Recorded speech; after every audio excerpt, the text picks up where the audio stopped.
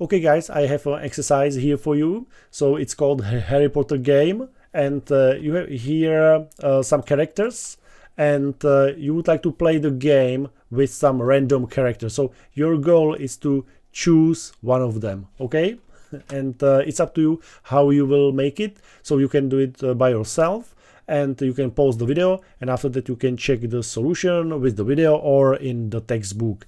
The link to the textbook is always in the description of the video.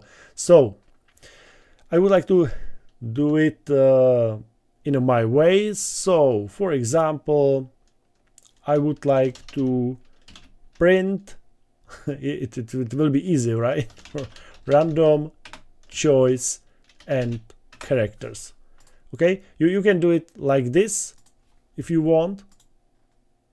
Hermione, Ron, Hermione, Hermione, Hermione, Ron, Harry, Harry, Harry, Harry, Draco. I want Draco. Oh, Draco is here.